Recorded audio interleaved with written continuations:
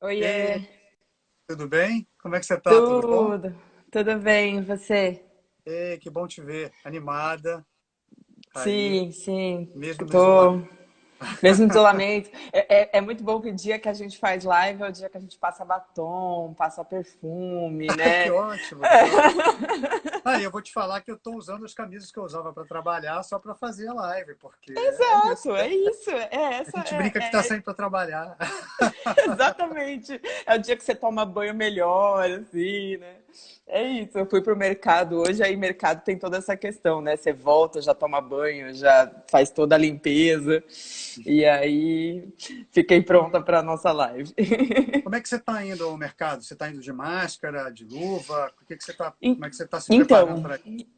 luva aqui já não existe, assim, tá meio difícil. Eu não tenho. Máscara eu tenho, aí acabo tendo essa possibilidade. E mesmo assim, em todos os lugares públicos aqui que continuam abertos, desde mercadinhos pequenininhos até os mercados maiores, Peraí, que estão batendo aqui, só um pouquinho. Não tem Deixa eu problema só. não, isso são as agruras e não Peraí. tem. É isso. Oi. Eles viram na sexta-feira. E Tá. na sexta-feira eles viram mais um bocadinho pelos novos. Minha tia Começar Lenira aquela boca entrou. aí Oi, deles tia não Nini, pegar. Tá tudo bom, bem? sem problemas, tá bem. Bem-vindas. Bem-vindas Obrigada. todos que Tchau, estão entrando tchau, aí. Kátia. Se preocupa não, Oi. aconteceu isso com a Ana Paula na segunda-feira É, eu também, vi. né? É Ontem isso, com o né? Vinícius também a mesma coisa, os amigos dele, lá, os roommates dele preparando tudo para o Ramadã, então não tem problema. Estamos aqui. É o lance do ao vivo, né? Ao vivo de É isso. verdade. Quem sabe faz ao vivo, né? Não é isso? É isso. Não, então, Oi, o que eu tava Duda. dizendo, Tô né? dando oi para todo mundo que está entrando aqui. A Duda. Oi, Vera Maravilha. Iris. A Vera Iris é uma audiência qualificada para nós aqui, viu? Ó, André que Vilaça, legal. tudo bom? Oi, Hugo. Deixa eu ver se eu consigo diminuir aqui os comentários que estão aparecendo, para não ficar muito no seu rosto, porque a Vera me deu esse toque, né? Que fica muito Ah, boa. cobrindo Boa. demais e tal. Uhum. Oi, Jussara. Tá. Jussara é uma professora do interior da Bahia. Bem-vinda. Olha, que Bem-vindos demais. vários vocês que estão chegando aqui para acompanhar a gente, né? Oi, Muito. Babs. Oi, Sofia. É, bom, a gente estava falando Então, de como é que você estava indo para o mercado, né? Mas deixa eu isso. fazer uma coisa primeiro, deixa eu te apresentar para as pessoas, Tá né? bom. Deixa eu dizer para você, para as pessoas quem você é, te dar um contexto, porque, assim, estamos lá, duas pessoas brancas falando sobre África, que história é essa, né? Então, assim, olha, a Paola, ela é jornalista, ela é educomunicadora, ela é fundadora e diretora, né, do Instituto Consultoria Afroeducação, né? Ela até o final do ano passado, antes dela ir para a África do Sul e agora ela está em Moçambique, ela fazia parte da Comissão dos Jornalistas pela Igualdade Racial de São Paulo, né? A COGIRA São Paulo, né? Isso. Ela é Isso. sócia fundadora do Conselho Científico Deliberativo e coordenadora do Grupo de Estudos em Educomunicação e Relações Étnico-Raciais da Associação Brasileira de Pesquisadores e Profissionais em Educomunicação. Isso, e agora eu Ok? estou diretora cultural nessa associação também. E você lançou dois livros, né? Assim, um sobre o Cruz de Souza, né? O Cisne Negro, O poeta, né? primeiro foi sobre ele, isso. E um que você lançou com o Diego Balbino, fotógrafo, que chama Carolinas, né? Isso. E E também colocou também lancei o. o Eu Sou Ilê. O Eu Sou Ilê, que foi um projeto junto de uma organização de maracatu de baque virado em São Paulo, que é um maracatu que chama Ilê Aláfia, que inclusive é o único maracatu de corte que nós temos no estado de São Paulo. Mas eu também no ano passado, não, 2018, eu lancei a minha dissertação de mestrado em livro também. E aí o livro se chama A Cor na Voz, Identidade Étnico-Racial, Educomunicação e Histórias de Vida, pela Letramento. Que ótimo. Bom, a gente pode falar um pouquinho sobre os seus trabalhos, depois, inclusive, sobre o trabalho da Educomunicação. Está na pauta da nossa conversa hoje. Mas você estava falando do Joia. supermercado, saiu para ir ao mercado. Então, vamos aproveitar e vamos começar pela situação aí em Maputo e em Moçambique, né? Assim, você foi ao mercado e as pessoas têm ido ao mercado, os mercados têm aberto. Como é que você faz para se proteger para ir ao mercado aí? Sim. As pessoas Não, estão tá tudo. respeitando o isolamento aí? Pois é, o isolamento é uma questão complicada, né, numa cidade como Maputo e num país como Moçambique, porque afinal as pessoas dependem muito do serviço de, por exemplo, as mamás, né, que são essas vendedoras de rua, são inúmeras aqui. Então você tem essa questão muito séria que não dá para você tirar necessariamente essas pessoas da rua, porque se essas pessoas saem da rua, deixam de vender as suas frutas, as suas verduras, elas não vão levar nada para casa e vão comer o quê, né? Então eu tenho feito muito isso, assim, o que eu não consigo comprar dessas vendedoras eu compro no mercado, né? Porque tem coisas que elas não vendem que eu só vou achar no mercado.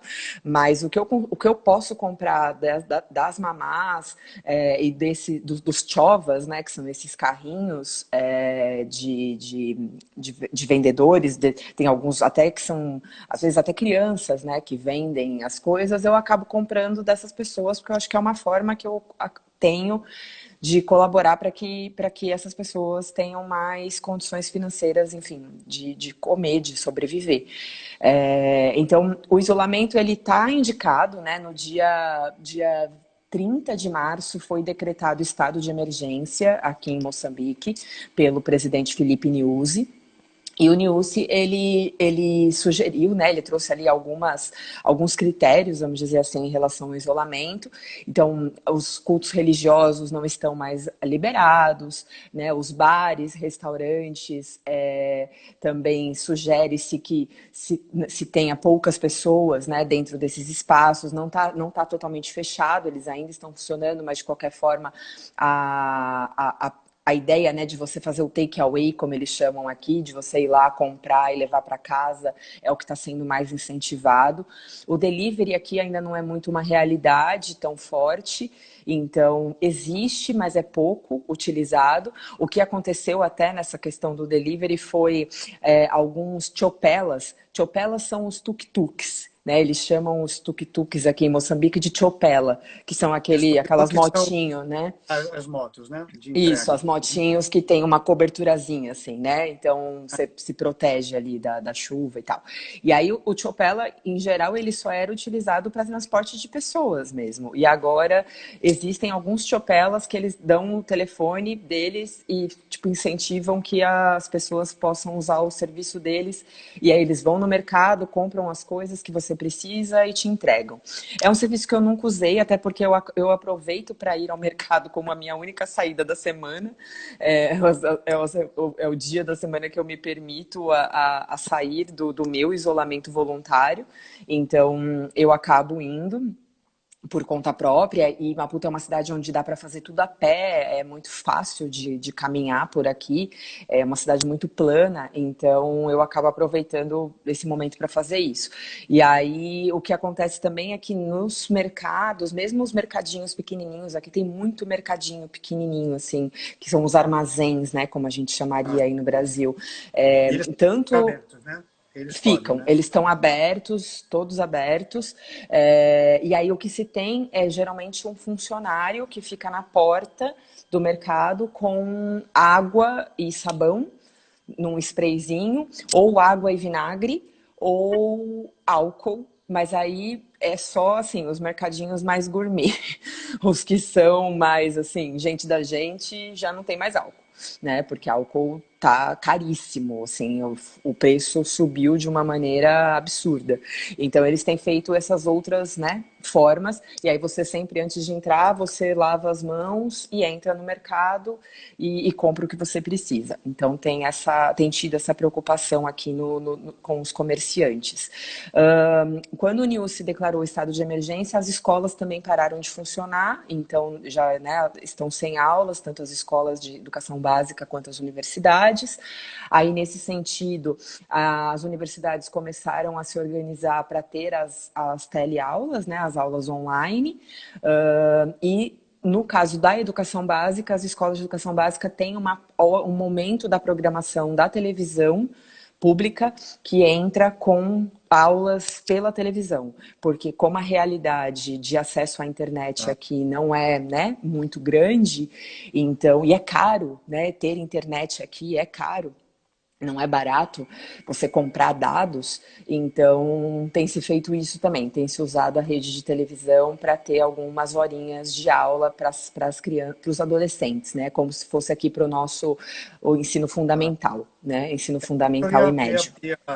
Era isso que eu ia comentar, né? Porque a Ana Paula falou isso segunda-feira lá de Luanda, que como a realidade aí é outra, né? Assim, as pessoas não têm acesso à internet e quando tem não é nenhuma internet de tão boa qualidade, assim, não, não é muito alto. Então as TVs públicas, né, na sua grande maioria aí, elas estão oferecendo uma parte da programação da para programação. teleaula, que seria, né, o que a gente chamaria de telecurso segundo grau, Isso, telecurso 2000, etc. Bem essa lógica. Inclusive o Telecurso 2000 passa aqui em Moçambique. É mesmo? A televisão daqui transmite o Telecurso 2000 ainda existe. Quando eu vejo, assim, é um retorno na minha infância, né? Assim, eu brinco que a sensação que eu tenho várias vezes estando aqui é de que eu retornei para minha infância. Em vários momentos é o Brasil da minha infância que eu revivo estando aqui em Moçambique. Isso é muito Ainda mais na curioso. televisão, né? Porque devem passar ainda algumas novelas que Sim, já tá passaram há muito passando tempo. Escravizaura, gente, para vocês terem uma ideia. É Escravizaura mesmo? tá no ar. Uhum, tá, tá no ar. Ao mesmo tempo que Órfãos da Terra, que é uma novela super recente, né, da Globo. Aqui a Órfãos da Terra é a novela das 9 deles, agora oficial, mas também passa Escravizaura. Então, isso tudo coexiste, assim. Bom, mas voltando para o Covid, eu até anotei aqui alguns dados. Acho que alguém passou aí perguntando se a língua oficial aqui era português, né? Acho Sim, que a Berna, é que é a artista plástica, isso. nossa convidada ilustre aqui. Muito bom. Muito obrigado, Berna, pela sua presença É, hoje também. obrigada, obrigada. Uma das línguas, sim, é o português, é a língua oficial, né? É a que vai ser utilizada de uma maneira geral no país todo, mas existem mais de 40 línguas, né, possíveis aí de serem encontradas em todo o país, e a gente encontra, sim, pessoas, principalmente mais velhas ou pessoas que estão nas zonas rurais, nas machambas, né, como eles costumam chamar aqui, que não falam necessariamente português tão bem, ou compreendem muito pouco, ou falam muito pouco. Então, assim, dependendo da região que você está, há algumas línguas que vão ser mais comuns, porque Moçambique a gente divide, né, o país entre sul, centro e norte do país, e aí dentro dessas 3 regiões vai ter também uma diversidade linguística muito grande. Bom, mas voltando ao Covid, a gente está agora, o último dado oficial é de 76 pessoas infectadas, né, pelo coronavírus, 9 pessoas já recuperadas, nenhuma morte foi registrada, né, felizmente, até o momento. Bom, né? O estado de emergência está decretado desde o dia 30 de março, e existem alguns níveis desse estado de emergência, e a gente aqui hoje vive o nível 3, que é esse nível de que a gente pode ir para a rua desde que tome as devidas precauções, então não é um lockdown completo como está tendo na África do Sul, né? E a intenção do governo aqui é que a gente não precise chegar nesse nível 4, mas tudo é possível, a gente está esperando, porque como o estado de emergência agora termina amanhã, dia 30 de abril, então muito provavelmente amanhã o presidente deve vir a público dar uma orientação sobre o que vai acontecer. Então, há pessoas que dizem, né, há algumas possibilidades desse estado de emergência ser ampliado ou do nível mudar, porque os números, né, têm aumentado, então há quem acredite que isso vai acabar se recrudescendo e há quem acredite que não, que a coisa vai continuar da mesma forma e talvez seguir por mais algum tempo em estado de emergência nível 3. Então, ainda não sei, vou provavelmente saber isso amanhã, quando isso vier a público. Outra questão foi que o governo, né, moçambicano, Felipe Nyusi, pediu um apoio internacional e o FMI, né, o Fundo Monetário Internacional, liberou 309 milhões de dólares para que Moçambique pudesse, né, ter uma estrutura melhor de atendimento de prevenção ao Covid-19 aqui. E uma das estruturas que tem sido utilizadas, e aí eu acho que, né, é interessante a gente ver o micro e o macro, em termos macro de política pública do MISAL, que é o Ministério da Saúde daqui, a gente tem o que eles estão chamando de túnel de desinfecção massiva. O que é isso? Pois o que é isso, né? Por enquanto, a gente tem 2 desses túneis colocados em áreas de bastante circulação na cidade de Maputo. Uma delas é Chiquelene, que é a Praça dos Combatentes, e outra que é na região de Zimpeto, que é uma região periférica da cidade de Maputo, que também tem muita gente circulando. E aí, bom, eu estou vendo que as perguntas estão passando aqui, depois você me ajuda, tá, Ale? Nas perguntas, porque eu estou perdendo o ritmo. A gente arruma as perguntas. Vamos... Só para eu não me perder no meu raciocínio, tentar responder e me perder. E aí, o que são esses túneis, né? Esses túneis, basicamente, uma espécie de uma cabine que eles montaram, em que as pessoas passam por dentro dessa cabine e recebem jatos de água com cloro. E aí há uma pretensão de que ali a pessoa vai ser desinfectada né, de corpo inteiro, e isso vai ajudar a prevenção do Covid. Vai manchar a roupa, né? Sim, você vai prevenir contra o Covid, eu não sei, mas a roupa vai ficar manchada, né? E não só isso. Há uma preocupação da OMS, por exemplo, em que as pessoas passem a ter um tipo de pneumonia causada, uma pneumonia química causada por conta do cloro. Então, cloro. É aquela história de que você... né, tapar o sol com a peneira, né? Assim, você tenta resolver uma coisa, mas você pode piorar outra. Então, eu não sei, isso começou há pouco tempo. Existem vários países aqui do continente africano que estão utilizando essa estrutura e já tem desse túnel, e já tem um terceiro túnel previsto para o mercado da Baixa, o mercado central, que fica na baixa da cidade, que também é uma outra região de altíssima circulação. E aí as pessoas são meio que, né, orientadas a passar por dentro dessa cabine para receber essa desinfecção. Além disso, as capulanas, né, que são esses tecidos que são aqui vendidos e comercializados de maneira muito... E se tornou, né, um cartão de visitas, né, um símbolo, né, do país. Mulheres que enrolam os cabelos, as cabeças com os capulanos, que são esses tecidos. E colocam aqui na cintura, né, elas têm esse costume de acorda, passa a capulana, e essa capulana é usada para uma série de tarefas, vamos dizer assim, né, do dia a dia dessas mulheres. E as capulanas também viraram máscara, né, e aí a gente tem hoje também já e a gente tem um mercado de capulana de máscara agora, né? Então você tem desde usa máscaras... para ir ao mercado?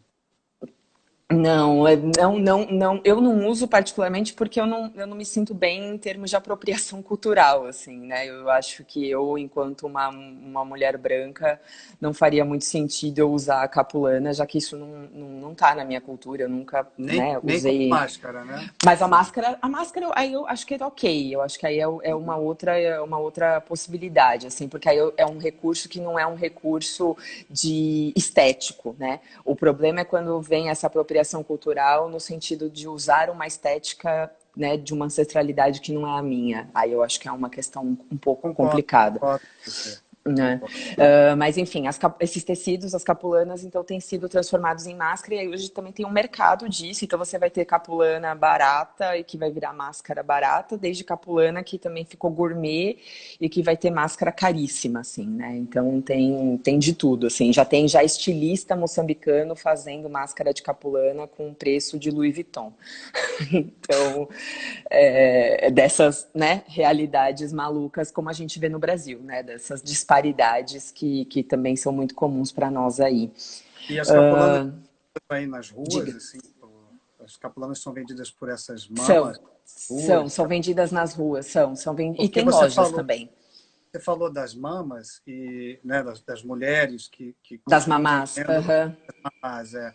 E me ocorreu aqui também, assim, era uma das perguntas que eu queria te fazer, né? Assim, se o governo tem feito, o governo tem se preocupado com essas pessoas que do setor de serviços, assim, são pessoas informais, né, trabalhadores informais, que precisam estar nas ruas para vender, porque senão elas não conseguem renda para se alimentar, para cuidar da família e tal. Isso me lembra também uma outra questão que é a das mulheres chefes de família aí, né? Assim, muitas Sim. famílias aí dependem do trabalho das mulheres, esse trabalho nas ruas, para que essas famílias se Uhum. sustentem, né? Então, o governo Sem dúvida. apresentou algum tipo de preocupação com essas pessoas aí, de amparo? Então, há uma sinalização de que esse nível 4 de estado de emergência, que seria o lockdown, eles estão tentando o máximo possível não aprovar esse tipo né, parada total de circulação, exatamente para que essas pessoas consigam continuar trabalhando. Porque se você tirar essas pessoas da rua e dizer vocês não podem mais fazer isso, a fome vai aumentar de maneira absurda, porque já é um país que já tem um combate à fome bastante sério, né, historicamente, que ainda é uma questão que não foi 100% resolvida, e sem dúvida alguma essas pessoas tiram os recursos financeiros desse tipo de serviço, né? Então, exatamente por isso tem se evitado chegar a um lockdown completo, para que essas mulheres continuem conseguindo a trabalhar, não só mulheres, há homens também que são vendedores, né? Vendem roupas, vendem sapatos. Há aqui em Moçambique o que se chama de mercado de calamidades. O mercado de calamidades basicamente existem uma série de vestimentas, né, de vestuários que chegam aqui em Moçambique em containers do porto, e esses containers acabam sendo o que está ali dentro do container acaba sendo comercializado por atravessadores, vamos dizer assim, e esses atravessadores vendem para essas pessoas que estão lá na ponta, e essas pessoas vendem essas roupas para as pessoas, né, da população geral. Então, é complicado porque é uma roupa que, em tese, muitas vezes era para ser doada e que acaba sendo comercializada como uma estratégia de sobrevivência. Né? Então, nesse sentido, esses mercados eles são muito importantes aqui. O mercado de rua é o grande mercado. As pessoas não têm. Existem, inclusive, essa ideia que nós temos, por exemplo, eu sou de São Paulo, né? Que tem redes de mercados muito grandes, né? Que você vê várias filiais. Isso é uma coisa que aqui quase não existe. Você tem uma rede de mercado e que, mesmo assim, em Maputo, acho que se tiver, não chega, acho que 10 nem 10, talvez 5 unidades, entendeu? Que é de um mercado daqui que chama SPAR, que é um pouco maior. Mas todos os outros são mercados de rua, né? Ou essas mini mercearias, esses mini mercadinhos que também são bem fortes e bem presentes no comércio daqui. Então, o governo não tem, que eu saiba, pelo menos até agora, nenhuma estratégia de ajuda financeira a essas famílias, a essas pessoas, mas tem buscado manter, né, esse mercado atuante na tentativa de que seja um recurso aí que vá sendo direcionado para essas pessoas. E aí agora, né, foi feita essa solicitação para o FMI aprovou essa verba para o país, mas ainda não se sabe exatamente como que essa verba vai ser direcionada. Então, eu espero, inclusive, que agora, nesse novo pronunciamento que o Nilce deve fazer, Amanhã. provavelmente entre hoje e amanhã, ele deva falar sobre isso também, porque ainda não, publicamente ainda não foi dito. Você estava falando que o país ainda tem questões com relação à fome, né? E lembrando que em março fez um ano da passagem do ciclone Idai, né? E que tornou Isso. assim ainda mais agudas essas questões de amparo social, de políticas que sejam políticas para ajuda. A região ali não se recuperou ainda até hoje, né? A gente teve um surto Não, de não. cólera logo depois que o Idai passou. E, além disso, ainda tem essa questão ali, porque ali, né, na região central, na região da Beira, é uma região que precisa ter muito cuidado, porque se o coronavírus se instalar ali, é capaz de que ele se espalhe com uma velocidade muito grande, né? Com certeza, com certeza. Isso é uma preocupação. Infelizmente, a gente sabe que essa recuperação agora, então, com o Covid, ela não vai acontecer tão cedo, né? Porque, afinal, agora, em termos econômicos, né, já se espera uma queda da economia muito grande por aqui, uma desvalorização, inclusive, da moeda ainda maior. Então, eu imagino que essa questão da beira não vai ser tão simples, né, da gente conseguir resolver. Mas, de qualquer forma, ainda não é a região mais afetada pelo Covid. A região que tem sido mais afetada é Cabo Delgado, que fica no norte, né, do país. Cabo Delgado é onde tem o maior número de casos de confirmados, né, do Covid aqui no país. E é um problema ainda muito sério isso, não só no número de casos afetados, mas porque essa região tem sofrido questões bastante graves em relação desculpe, violação, estava faltando a palavra, a violação de direitos humanos, né? Desde outubro de 2017, a gente tem tido aqui uma série de casos de mortes que são considerados insurgentes, né? Um grupo insurgente, e aí há várias possibilidades, vamos dizer assim, de análise de quem são as pessoas que fazem parte desse grupo. Circulou agora em abril um vídeo de um jovem jihadista islâmico dizendo que um dos últimos ataques que havia sido feito, né, em algumas regiões de Cabo Delgado tinha sido feito por esse jihadista. Além disso, existe algumas outras, né, leituras que vão dizer que é um grupo de militares da Renamo. O Renamo é o partido da oposição, né, porque até então, desde a independência, né, desde o tempo do Samora Machel, ainda se mantém, né, o mesmo partido no poder, que é a Frelimo, mas Renamo é o segundo maior, vamos dizer assim, partido que nós temos aqui em Moçambique. E tem um braço armado, né? Tem um braço armado, exato. E aí há também quem faça essa leitura de que esses ataques em Cabo Delgado possam estar sendo executados por esse braço armado Não. Cólera, logo depois que o Idai passou.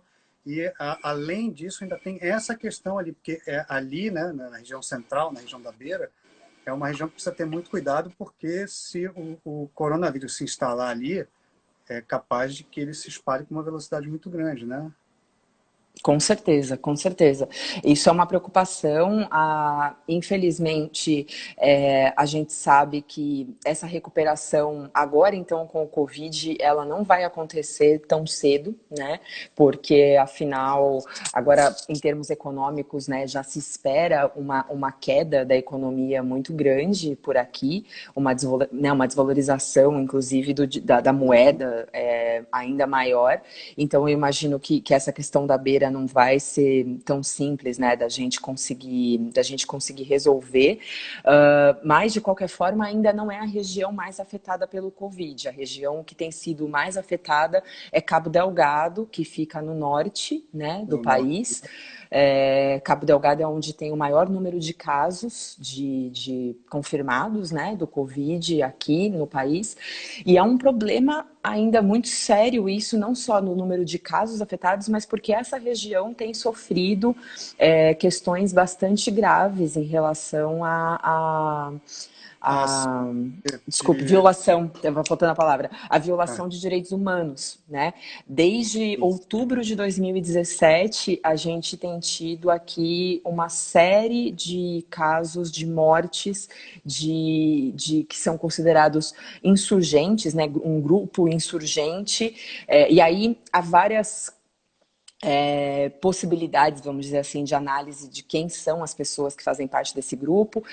Circulou agora em abril um vídeo de um jovem jihadista islâmico dizendo que um dos últimos ataques que havia sido feito, né, em algumas regiões de Cabo Delgado tinha sido feito por esse jihadista. Além disso, existe algumas outras, né, leituras que vão dizer que é um grupo de militares da Renamo. O Renamo é o partido da oposição, né, porque até então, desde a independência, né, desde o tempo do Samora Machel, ainda se mantém, né, o mesmo partido no poder, que é a Frelimo, mas Renamo é o segundo maior, vamos dizer assim, partido que nós temos aqui em Moçambique. Tem um braço armado, né? Tem um braço armado, exato. E aí há também quem faça essa leitura de que esses ataques em Cabo Delgado possam estar sendo executados por esse braço armado da Renamo. Para vocês terem uma ideia, de outubro de 2017 até agora, já foram mais de 400 pessoas mortas em Cabo Delgado. Então é um número muito maior do que o número, por exemplo, de mortes do Covid, pensando que a gente tem no país inteiro até agora nenhuma morte do Covid, né? E aqui, nesses casos, a gente está falando de casos de assassinatos, né? Assassinatos de pessoas que são fuziladas, pessoas que são decapitadas, pessoas que sofrem mortes de maneira bastante sérias, assim, bastante graves. E agora também, nesse mês de abril, inclusive por conta dessa onda do coronavírus e como todos os holofotes da mídia, né, e do governo acabaram indo para a pandemia, o número de ataques em Cabo Delgado começou a aumentar. E aí 52 jovens foram assassinados agora no dia 8 de abril por um desses pelotões de insurgentes, né, em Cabo Delgado. Então a gente está falando de morte de jovens, né? Sim, extremamente pobre, extremamente rural, né? Uma zona muito rural ainda, uma zona que inclusive é o que nos dá direito, né, aqui em Maputo, a ter uma diversidade tão grande de frutas e de alimentos, né, que é maravilhoso a gente estar aqui e ter acesso a isso. São comidas muito boas e baratas, acessíveis, se a gente for comparar com cidades como São Paulo e Rio de Janeiro, por exemplo, que é o que eu vou mais conhecer no Brasil, mas infelizmente sofrendo esse tipo de coisa. E aí existe um caso também, agora nesse mês de abril, para vocês verem como essa coisa do Covid fez com que esses ataques em Cabo Delgado subissem de maneira considerável. E aí, nesse mês também, desapareceu um jornalista moçambicano que se chama Ibrahimo Imbaruku, Ibrahim Imbaruku, e ele está desaparecido. Há quem diga que foram esses militares, esse grupo de insurgentes que o levaram e que desapareceram com ele, porque parece que um pouco antes dele desaparecer havia toda uma circulação de quase 20 militares que foram na casa dele e foram falar com ele, e depois disso ele sumiu, e até agora não se sabe. Né? E isso já vai dar quase 2 semanas já que esse jornalista está desaparecido. E ele estava relatando os casos de ataques dessa milícia. Sim. Ele era um jornalista atuante naquela região e que estava olhando para essa questão, né, dos massacres na região, desses atentados. Para entenderem, né, Cabo Delgado é um lugar no norte de Moçambique. Vou puxar o mapa aqui para ajudar a gente. Isso, bem lá no topo. Uhum. Aqui, ó, quase na fronteira com a Tanzânia mesmo, né? O mapa vai aparecer de cabeça assim, né, ao contrário para vocês, mas que a Paola está aqui, ó, no sul. Bem no sul, isso. E Cabo Delgado é aqui ao norte. O país é bem extenso de norte a sul, apesar de não ser muito largo, né? E é uma região muito pobre e uma região que de alguns anos para cá você tem uma multinacional se estabelecendo naquela região e explorando o gás natural. O que faz com que esse gap, né, entre a parte mais desenvolvida lá e as pessoas mais pobres se torne ainda mais agudo. E também tem uma presença muito grande de estrangeiros lá, né, de gente de fora. E pelo que eu li, sim, uma boa parte dos casos de Covid lá em Cabo Delgado são dessas pessoas que vêm de fora, geralmente pessoas brancas, né, que vêm para trabalhar Aí eu queria fazer um gancho com uma coisa muito interessante que você falou, né? Falou do esforço do governo em informar direito às pessoas, né? Assim, e ter um canal para informações de qualidade. Mas é difícil, né, chegar em áreas que não tenham televisão. Então, geralmente, acho que esse esforço se dá pelo rádio, que, pela minha impressão, é o que mais atinge essas pessoas, é o veículo de comunicação que mais atinge essas pessoas. Como é que você vê aí o esforço do governo de comunicar, né, também usando os diferentes idiomas que são falados aí em Moçambique, para você dar informação de qualidade e também combater as fake news, que eu acho que também, né, Uhum, elas se espalham com uma velocidade enorme aí, né? Como é que você vê o sim. esforço para combater as fake news aí? Olha, o que tem sido feito, por exemplo, né, existe já alguns telejornais, dependendo da emissora, que vai ter a preocupação, por exemplo, de transmitir algumas notícias, né, em outras línguas que não a língua portuguesa.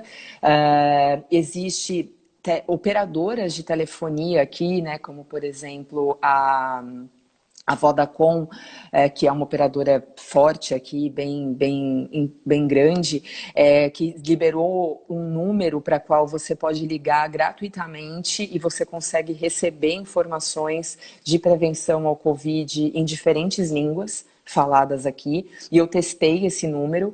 A única questão só é que você tem que ser cliente da Vodacom para conseguir ligar de maneira gratuita. Então, né, não é 100% maravilhoso, assim. Mas se você é cliente, você consegue ligar e você consegue ouvir as informações de prevenção, você consegue ter informações atualizadas, né, estatísticas e tudo mais, em mais ou menos, acho que são 8 ou 9 línguas que estão disponibilizadas ali.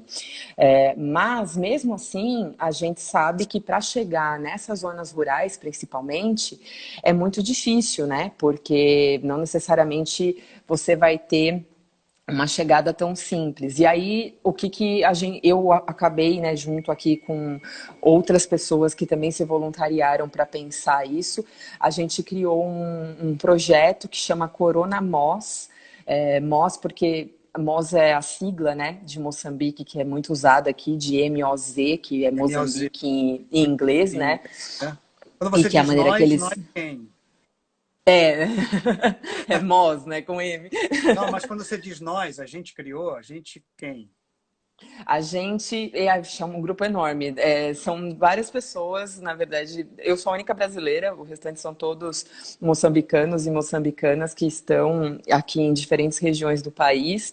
E que a gente se juntou para pensar informações que fossem importantes de terem em outras línguas, né, que não só o português, e disponibilizamos essas informações via WhatsApp. Por quê? Por incrível que pareça, o WhatsApp chega em muito lugar, né? Por mais que a pessoa ela não vai ter acesso à internet o tempo todo, mas em algum momento ela vai comprar ali um créditozinho e vai acabar acessando o WhatsApp.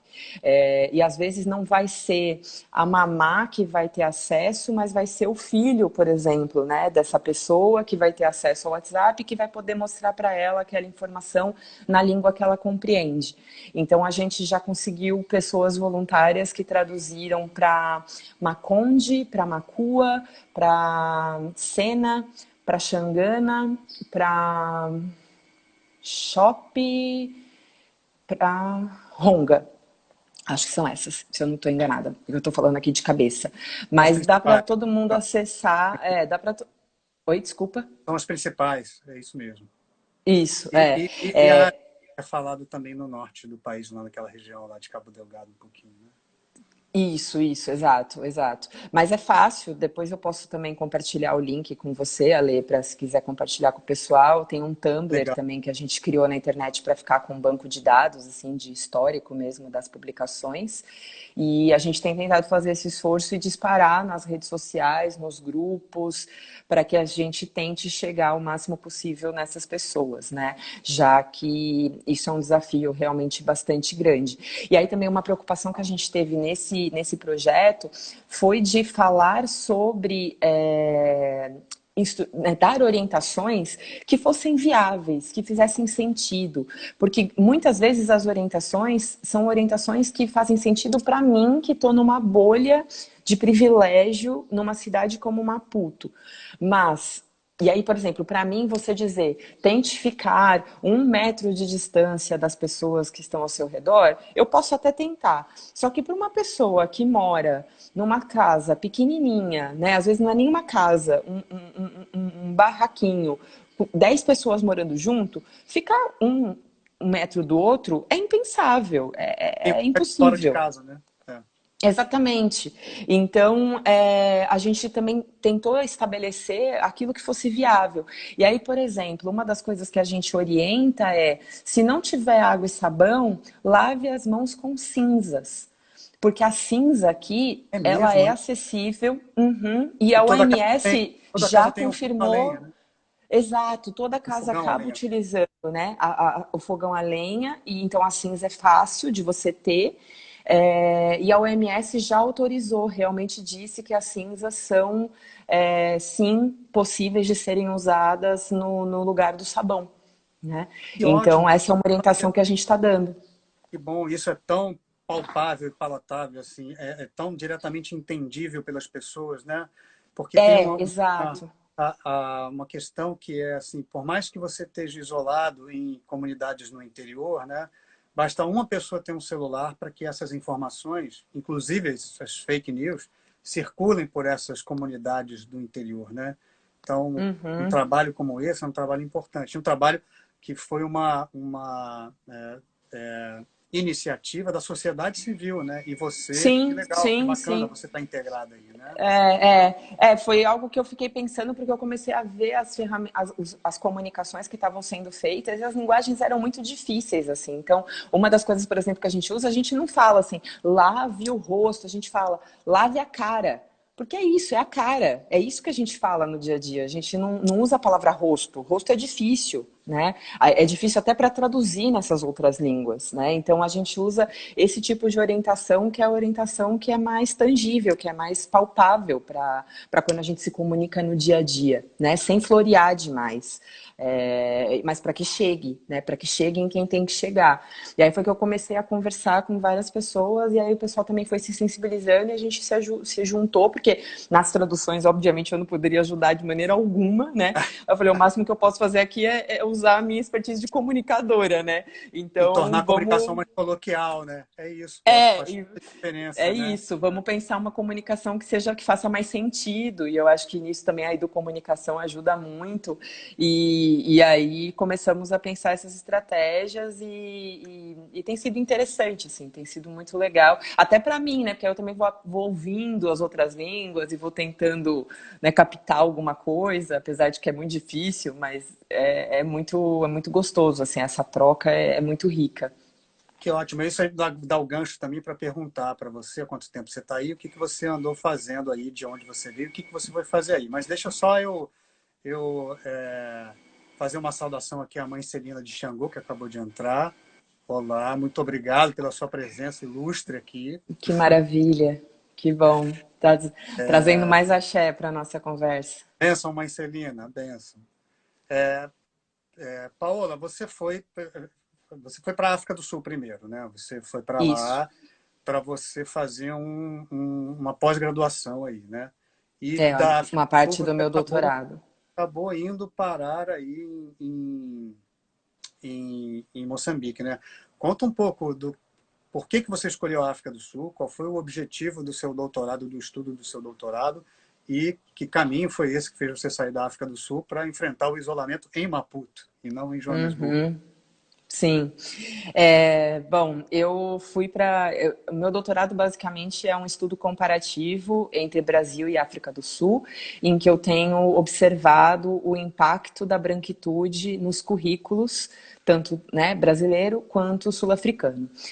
Branquitude no sentido dessa compreensão do privilégio, né, branco e da colonialidade de pensamento, da colonialidade de poder, né, da colonialidade do ser, como parte dessas pedagogias que estão sendo implementadas na educação formal pública, desses países. E aí, no caso, no Brasil, eu faço doutorado na ECA, né, na Escola de Comunicações e Artes da USP, e faço essa pesquisa comparativa na WITS, na WITS Rand University, que fica em Joanesburgo. No entanto, com a proximidade de Moçambique com a África do Sul, e pelo fato, né, de eu ser uma falante da língua portuguesa, eu comecei a estabelecer uma rede, né, aqui em Moçambique, e passei a receber algumas possibilidades, né, a criar algumas possibilidades de atuação aqui também. Então, a minha escolha, né, quando foi determinado que haveria o lockdown em Joanesburgo, eu achei que vir para Maputo ia ser muito mais conveniente para mim, porque, primeiro, a minha pesquisa de campo ia ter que parar, porque as escolas na África do Sul também estão fechadas, então a minha parte, né, do campo, que era de ir às escolas, de assistir às aulas, entrevistar os professores, já ia ter que ser interrompida mesmo, então o que eu ia fazer lá, eu poderia fazer de qualquer lugar, né, porque é basicamente continuar lendo, continuar estudando por conta própria, por enquanto, até que essa vida retomasse. Eu não tinha a intenção de já voltar para o Brasil, porque eu também achava que era um tanto quanto inseguro passar por aeroporto. E eu tenho, assim, essa coisa de querer muito continuar aqui para poder fazer o que eu vim fazer depois que, né, essa poeira do Covid baixar. Vamos ver se isso vai dar certo ou não. Porque eu tô liberada para estar aqui oficialmente até junho, mas estou vendo que talvez eu tenha que pedir essa prorrogação, né, junto ao CNPq, que é a agência que eu recebo a minha bolsa brasileira, porque eu não estou recebendo uma bolsa sanduíche para estar aqui. O que eu fiz foi me autofinanciar para estar aqui. Então, eu uso a bolsa que eu recebo no Brasil para poder bancar a minha estadia, a minha permanência aqui. Né? E como é que você está complementando para poder ficar aí? O que? Desculpe? Como é que você está complementando a renda para ficar aí? Porque tem custo, né? É custoso, tem, né? Tem que bom custo. Que bom que a sua bolsa se manteve, né? Porque o Ministério da Sim. Educação está cortando a bolsa de um monte de gente. Por enquanto tá aí, né? Se tudo der certo, se mantém até o final do doutorado, pelo amor de Deus. Tomara. Porque eu não tenho agora, nesse momento, eu não estou com outra fonte de renda, eu só tenho a bolsa. Então, o que eu tenho feito é economizar o máximo que eu posso, mesmo assim, tipo, porque aqui ainda tem a vantagem de que R$ 1 é 15 meticais. Então, a gente acaba tendo, vamos dizer assim, um pouquinho de um padrão de vida um pouco melhor em termos econômicos. Então, isso me ajuda. Também, para ajudar? Eu estou na casa de um amigo que aluga, ele tem alguns espaços aqui de Airbnb, e aí ele fez para mim um esquema fora do Airbnb que eu pago o aluguel diretamente para ele, mais barato do que se eu estivesse pagando no Airbnb, por exemplo. E aí eu tenho feito isso, então eu tenho usado isso, por enquanto está dando certo, mas é bem na ponta do lápis mesmo, porque o valor da bolsa também não é tão alto, mas de qualquer forma eu consigo, né?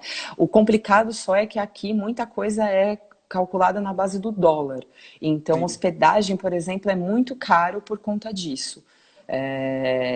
E aí é um problema, né? Porque o dólar está altíssimo, e aí não adianta o nosso dinheiro ser mais valioso, vamos dizer assim, né? Valer um pouquinho mais, porque lá no fim das contas, com a base do dólar, a grana já não serve muito para muita coisa. Mas tem dado para levar. Mas enfim, aí quando foi estabelecido o lockdown, eu achei que faria mais sentido eu vir para cá, porque aqui a ideia era que esse lockdown ficasse menos intenso e também eu estaria num país que fala a língua portuguesa, em que eu conheço pessoas, né, que têm uma rede aqui ativa, eu conheço pessoas, inclusive, que estão trabalhando aqui, que são brasileiras e que estão trabalhando na Organização Mundial da Saúde aqui, na OMS, pela OMS aqui, então eu achei que eu ia estar um pouco mais, vamos dizer assim, assistida, né, estando do lado de cá, e aí acabei tomando essa decisão e vim meio que correndo, assim, tirei o visto e vim, e o que é bom também é que agora, por conta do estado de emergência, os nossos vistos estão assegurados até dia 30 de junho, Então, até dia 30 de junho eu sei que eu não preciso me preocupar em relação à renovação de visto, porque quem estava aqui com o visto vai poder ficar até essa data, né? Sem ter essa preocupação. Não sei se eu te respondi tudo que você tinha me perguntado. Respondeu.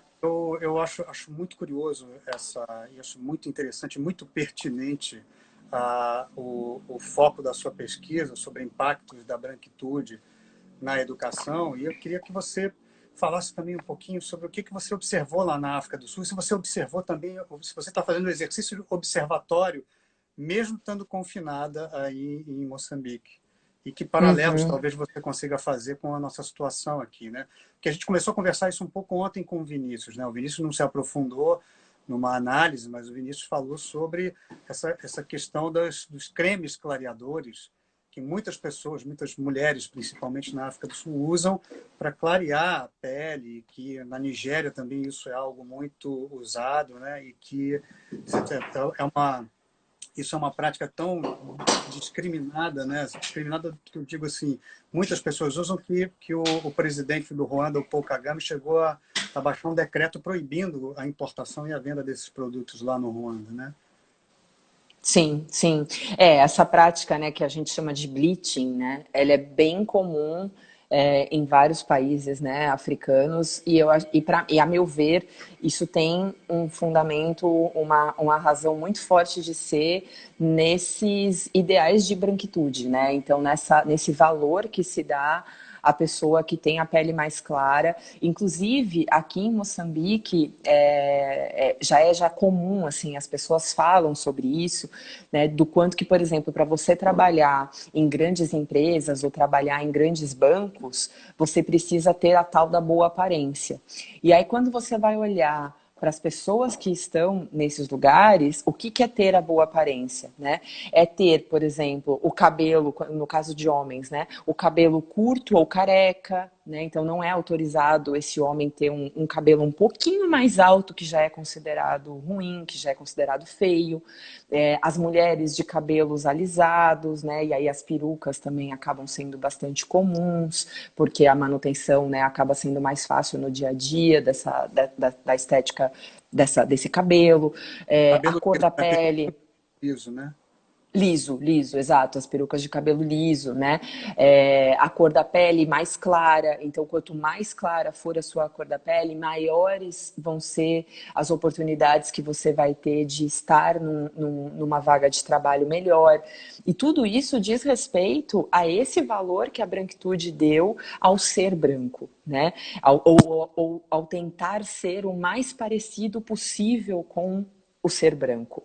Exatamente porque a gente tem, né, dentro desses ideais da branquitude, vários privilégios que são nos dados, né, racialmente falando, e eu aqui, enquanto mulher branca, sei e tenho a consciência dos privilégios raciais que eu tive acesso ao longo da minha vida e tenho até hoje, né, porque por mais que, por exemplo, eu seja uma pessoa que tenha muitas tatuagens, que eu gosto muito de tatuagem, não são, as minhas tatuagens nunca são um empecilho para eu acessar espaços, né, porque afinal eu tenho uma pele branca que me autoriza e que me faz com que eu não seja vista de uma maneira pejorativa, né? Que me faz com que o fato de eu ter tatuagens é visto como descolado e não é visto como algo perigoso, como algo criminoso, como algo pejorativo. Né? Enquanto nos corpos negros, muitas vezes vai ser essa leitura que vai ser feita. Né? Porque é uma leitura histórica articulada com o racismo, né? Que é estrutural, que é estruturante e que vem dessas questões, né? Dessas abordagens, vamos dizer assim, das colonialidades. E essas abordagens estão na escola, né? Estão na educação.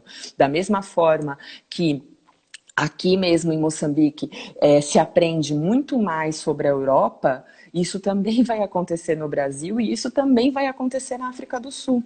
Né? Então, são ainda processos pedagógicos, educacionais, eurocentrados. São processos em que a gente muitas vezes vai ter aqui em Moçambique muito mais informação circulada por veículos de comunicação portugueses do que por veículos de comunicação moçambicanos. né? Ou por veículos de comunicação brasileiros. Então, e aí é interessante isso, como que o Brasil se torna uma nova colônia, né? Um novo colonizador do pensar em Moçambique, né? Dessa cultura moçambicana, que é o que a gente vê muito em Angola, que a Ana até comentou sobre isso Aham. na segunda-feira, né? E isso fica muito visível. E na África do Sul não é diferente, por mais que se tenha tido todo um histórico, né, do apartheid, de um acirramento tão forte, né, tão perverso e tão voraz dessa discriminação racial como teve na África do Sul, ainda assim você tem essa valoração do ser branco ainda muito presente. Por mais que você tenha, inclusive, uma elite econômica negra. Né? Porque aí você também percebe que por mais que esses marcadores sociais de diferença eles interajam, porque aqui sempre o nosso olhar vai ser interseccional, né? A gente vai Uhum. entender que raça demarca classe, que demarca gênero e assim por diante. Por mais que isso aconteça, ainda assim você vê o marcador racial sendo colocado como um marcador de diferença, muitas vezes acima, inclusive, de classe. Por quê? Vai se ler que essa elite econômica que existe negra na África do Sul, ela existe, mas ela é extremamente pequena. Né? Ela não é considerável, a gente não consegue entendê-la como um grande ponto de mudança. É uma mudança que está em processo, mas não é uma mudança 100% realizada, porque, afinal, quando você olha, por exemplo, para vários outros setores, né, seja cargos políticos, os reitores das universidades na África do Sul ainda são homens brancos. Né? Você vai ter equipes que são formadas por pessoas negras, mas ainda assim quem está realmente com grande acesso a poder é o homem branco. E aqui em Moçambique também a gente tem uma presença muito forte ainda dos portugueses, né? Os portugueses são os grandes donos dos comércios, os donos de tudo que é mega, né? Em termos de redes de hospitais, de ONGs, né? As ONGs, grande parte das ONGs são ONGs que são estrangeiras, que o capital é estrangeiro. Tem toda uma indústria, inclusive, né, nesse sentido, em relação à prevenção de HIV, à prevenção de malária, de cólera, que são epidemias já históricas, né, dentro desse território, em que a verba toda de atuação vem de capital estrangeiro europeu. Né? Principalmente europeu. Então, essa colonialidade ainda está muito presente. E aí você vai ainda ter uma leitura que vai realmente trazer quem é mulungo. Mulungo é a pessoa branca, né? Uhum. Então, para mim, que sou mulungo, eu vou ser lida enquanto um corpo que, sim, tem mais acesso a direitos. E isso não é mentira. Né? Isso, infelizmente, é uma realidade da mesma forma que a gente vê isso acontecendo no Brasil, por mais que exista todo um discurso de democracia racial que a gente sabe que não é verdadeiro, mas que ainda está ali. Né? Que ainda está presente, que é a mesma história que se diz que a África do Sul se construiu, né, depois do apartheid como uma Rainbow Nation, como uma nação arco-íris, mas que a gente sabe que também no fim do dia as desigualdades, sejam elas raciais ou sociais ou de gênero, elas ainda estão muito latentes. Né? Então, essa nação sonhada pelo Nelson Mandela, quando ele chamou a África do Sul de Rainbow Nation, tem uma proposta, vamos dizer assim, teórica, acho que de trazer muita esperança para a gente, mas não é ainda, de fato, uma realidade. Tanto é que os 2 idiomas oficiais, são 11 línguas oficiais na África do Sul, os Sim. 2 idiomas oficiais ensinados obrigatoriamente nas escolas públicas sul-africanas são o inglês e o afrikaans, que é a As língua línguas. branca, né, que são as línguas dos colonizadores. Né? Todas as outras línguas, quando são ensinadas como línguas optativas, não necessariamente como línguas obrigatórias nas escolas, por mais que as pessoas que estão dentro das escolas falem essas línguas no dia a dia o tempo todo.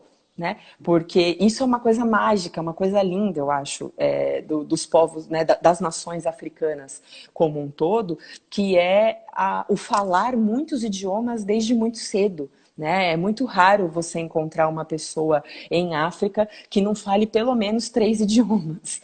Né? 3 eu acho que é o mínimo, e aí é daí para mais. Né? Então, ser poliglota aqui é quase que uma regra. É muito Claro. fácil, é muito comum, né?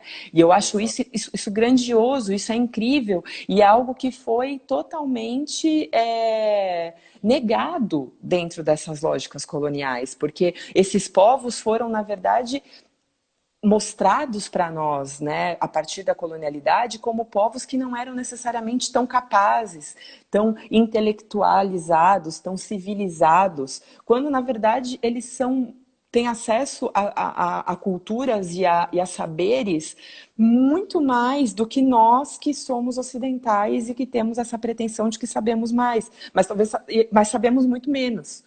Né? Só nesse quesito Exatamente. da língua, né? Por exemplo, acho Exatamente. que já é algo que Deixa apresenta eu, tanta diferença.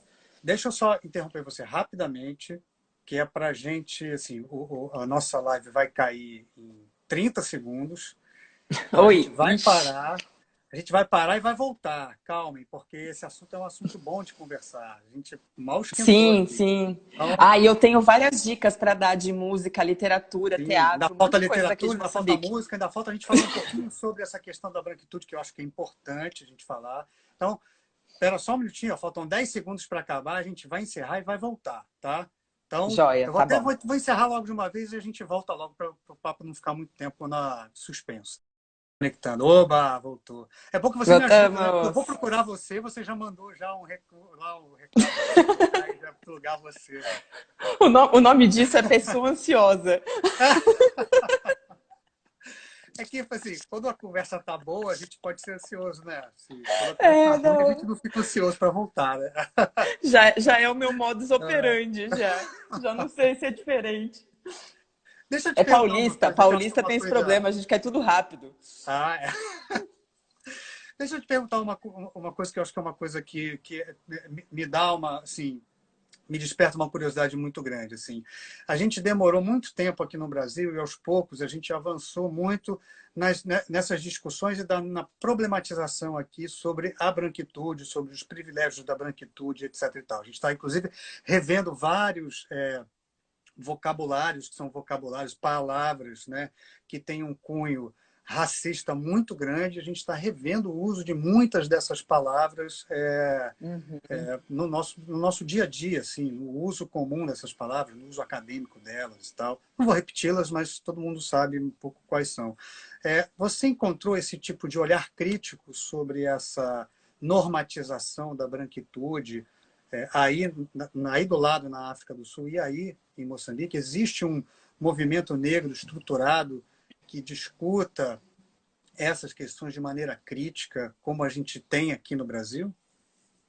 Olha, na África do Sul, essa leitura, né, crítica em torno da branquitude, ela é mais presente na academia. Então, acho que olhando pelo recorte acadêmico, né, nós Uhum. temos sim já autores, autoras que se debruçam sobre essa crítica à branquitude dentro das universidades.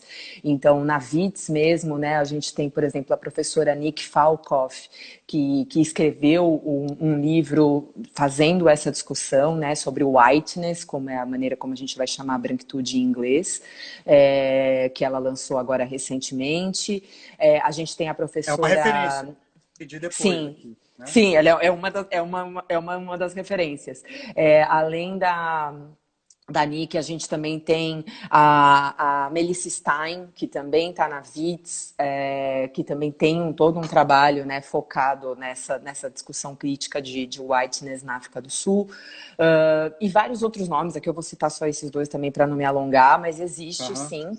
No caso daqui de Moçambique, os estudos de branquitude ainda não são uma realidade nas universidades, tanto é que eu já tive algumas oportunidades de falar sobre branquitude por aqui, e sempre que eu acabo me colocando a fazer essa discussão, aparece alguém dizendo, nossa, eu nunca tinha ouvido falar disso, tipo, eu só tinha ouvido falar em negritude, mas nunca tinha ouvido falar em branquitude. Então, que curioso a gente pensar esse outro lugar, né, das relações raciais, que é dessa pertença branca nessa construção dessas relações.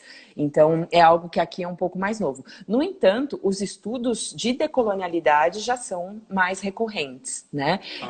Não há nomes de pessoas que estão debruçando sobre isso assim de maneira, né, totalmente aprofundada no sentido de especialistas, mas os estudos de decolonialidade de uma maneira geral, principalmente, né, trazidos aí pelo Mbembe, né, pelo professor Achille Mbembe, que é camaronês, mas que é professor na WITS em Joanesburgo, muita gente tem citado, tem trazido essas discussões para as produções aqui também. Você encontrou com ele lá? Encontrei várias vezes. Oh, que inveja. Encontrei. Ele não é tão difícil assim, ele é uma figurinha fácil de ver lá. Deixa eu te pedir uma coisa, a gente pode explicar assim de uma maneira clara e sucinta para as pessoas o que são esses estudos decoloniais, qual é a diferença de um estudo descolonial, né? Uhum. Brevemente é meio difícil, mas vou tentar. Você me ajuda. É que é difícil, eu sei muito bem. O brevemente que é o problema, mas a gente tenta. Basicamente, a gente pode entender, né, que nós tivemos um processo de colonização. Esse processo de colonização trouxe uma série de saberes, de maneiras de ser e estar no mundo para quem estava nas colônias e para quem estava no lugar, né, das metrópoles que colonizavam. E a partir daí, a gente pode dizer que nós temos, então, períodos coloniais e períodos pós-coloniais. E processos descolonizadores no sentido de pensar essas sociedades pós-colonização. Quando a gente pensa decolonialidade, né, a gente já está olhando para a perspectiva de que, mesmo antes da colonização, havia produção e compartilhamento de saberes, de lógicas, de conhecimentos que precisam ser olhados e serem valorizados, mesmo antes da colonização. Então, não é a colonização necessariamente que vem marcar um antes e depois de construção de conhecimento, né? É o resgate daquela história pregressa que foi apagada com a imposição das administrações coloniais, né? Exato, exatamente. A valorização desses saberes sendo, né, postos, né, sendo trazidos para assim, o reuso hoje, né? Assim, o resgate desses saberes todos, né? E que é importantíssimo. Isso. E que essa discussão que a gente está tendo aqui sobre a branquitude tem muito a ver com essa herança, que é uma herança muito perversa, que foi da imposição das administrações coloniais, levando também, assim, junto com a ideia do fardo do homem branco, né? Que o homem branco estava indo para o continente africano para salvar aquelas pessoas que viviam no estado de natureza robesiano, assim, né? Que é para salvar essas pessoas, que é assim, o fardo do homem branco, né? Com o poema do Kipling, que era para salvar as pessoas não precisavam ser salvas, né? De maneira alguma, elas estavam muito melhores até. Exato, e a branquitude chega para impor, inclusive, uma visão, que é uma visão eugênica, né? Uma visão, né, calcada no darwinismo social, de que a raça branca era mais evoluída e a raça negra precisava ser civilizada para ela ascender a um posicionamento que é um posicionamento branco. E não há... Sim, hoje a gente olhando para trás, assim, isso era uma verdade científica, entre aspas, no século XIX, né? Mas a gente sabe que não é, né? Então, sim, essa questão, sim, você reconhecer aí, né? Você vê na prática, né? Empiricamente, que essas questões ainda estão encruadas dentro da sociedade, né? Que é o que a gente chama de racismo estrutural. E que essas questões, mesmo numa sociedade que se transformou como a sociedade sul-africana, vê que essas questões ainda são prementes aí. Isso é assustador, né? Assustador. Sim, eu acho muito. Pra É gente, muito assustador. de olhar de fora, né? Exatamente, exatamente. É muito assustador, tanto é que existem muitos estudos, né, dentro dessa perspectiva decolonial que vão olhar porque Maputo, né, a capital de Moçambique, era chamada de Lourenço Marques, né, anteriormente. E aí vão pensar essa Lourenço Marques e os conhecimentos, né, que estavam sendo produzidos em Lourenço Marques ainda antes de virar Maputo, e o quanto que esses conhecimentos são ricos e precisam ser olhados, né? Porque a gente não pode delegar à colonização o papel que foi nos ensinado, né, sobre ela, no sentido de que essa colonização vinha como libertadora dessas almas, né, que estavam perdidas. Não, pelo contrário, não tinha alma perdida nenhuma. As pessoas estavam aqui vivendo, trocando, estabelecendo conhecimento, né? Não é à toa que a gente entende o continente africano como berço da humanidade e a primeira universidade que a gente vai ter no mundo, inclusive, vem desse continente, né? Então, o quanto que foi vendido para a gente uma história a partir da lógica dos vencedores dessa história, vencedores no sentido, né, de quem ganhou o poder da hegemonia, que foram os colonizadores brancos europeus, mas o quanto que isso não necessariamente precisa ser encarado como verdade. E aí os estudos decoloniais, eles vêm como uma proposta contra-hegemônica para dizer, olha, a gente precisa olhar para essas categorias e para essas possibilidades de construção de conhecimento muito antes, inclusive, das colonizações terem acontecido. Obviamente, a gente constrói futuro sem olhar para o passado, né? A gente precisa o tempo todo fazer essa discussão. Mas, no entanto, a gente também não pode pensar que esses conhecimentos foram surgir a partir dos processos de colonização, né? De maneira alguma.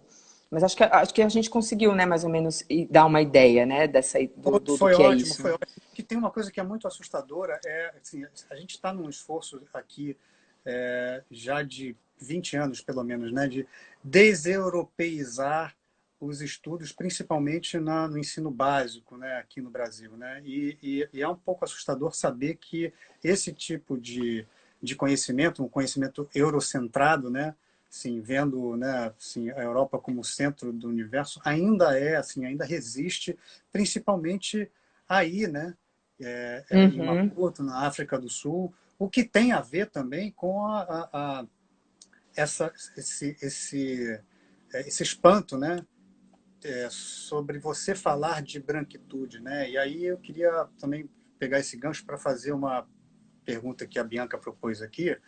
Como é para você, mulher branca, ter esse lugar de fala aí, né, onde a grande maioria da população é negra, né? 96% praticamente, ou 95% da população é negra.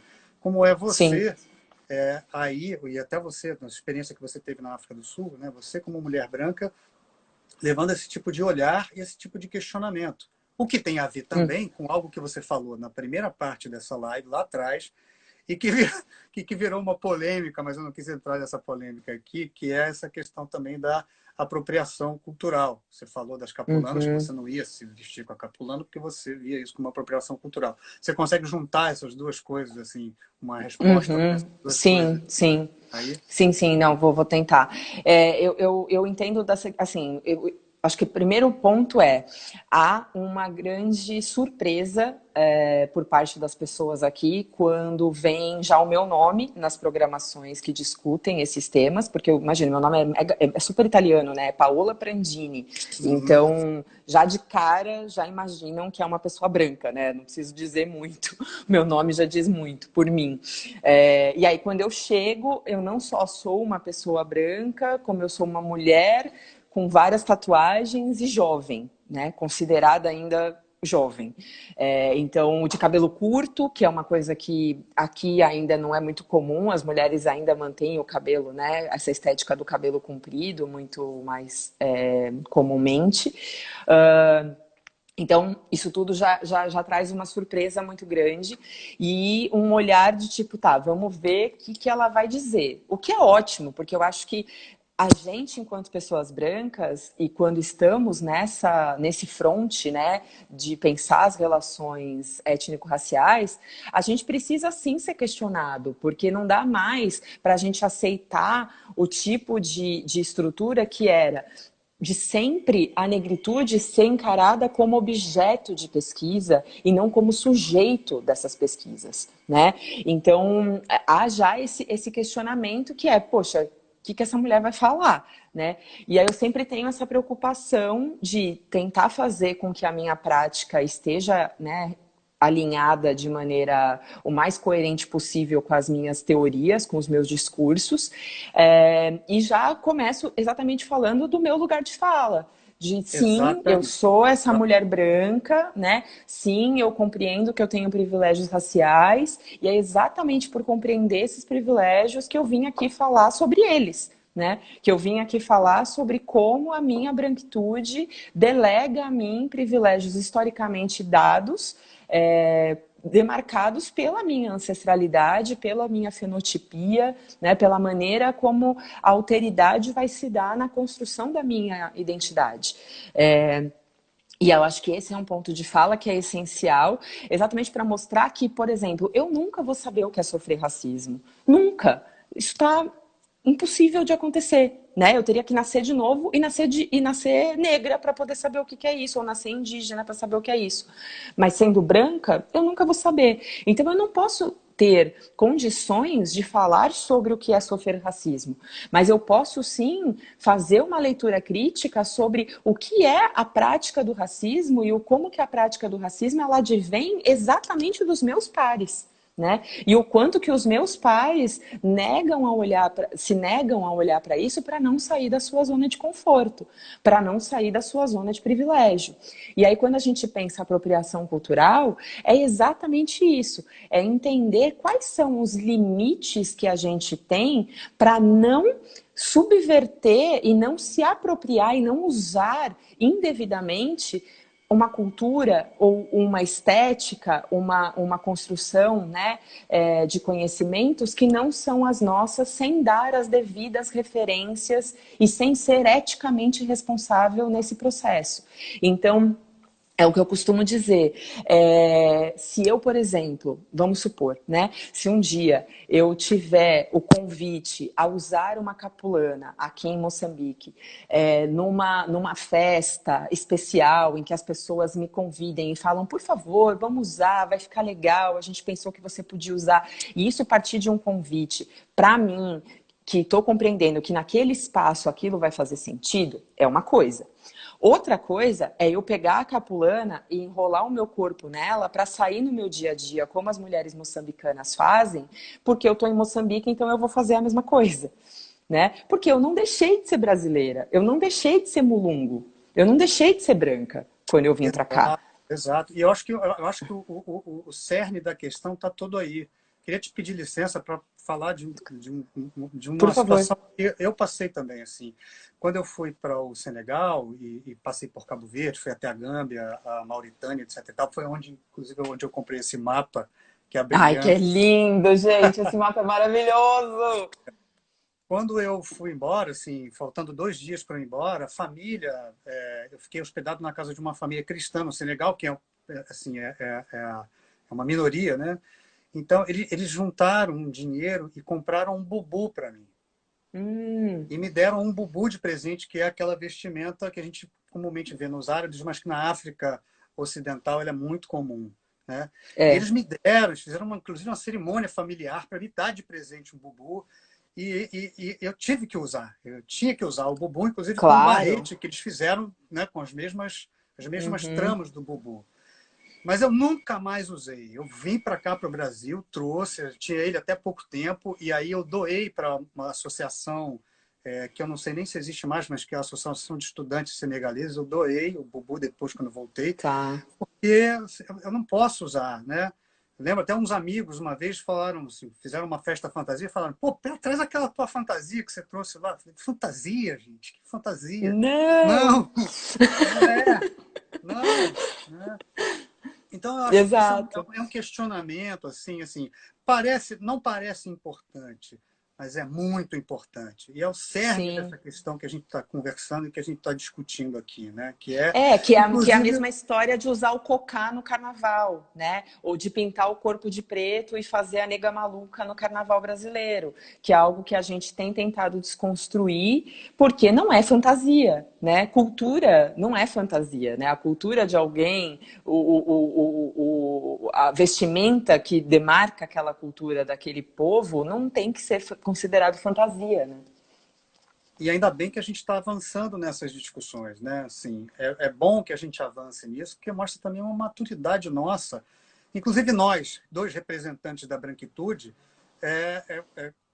questionando, né, e discutindo sobre essa questão. Assim, obviamente que a gente não é nosso lugar de fala falar sobre o racismo como se fôssemos pessoas negras, porque não somos, né?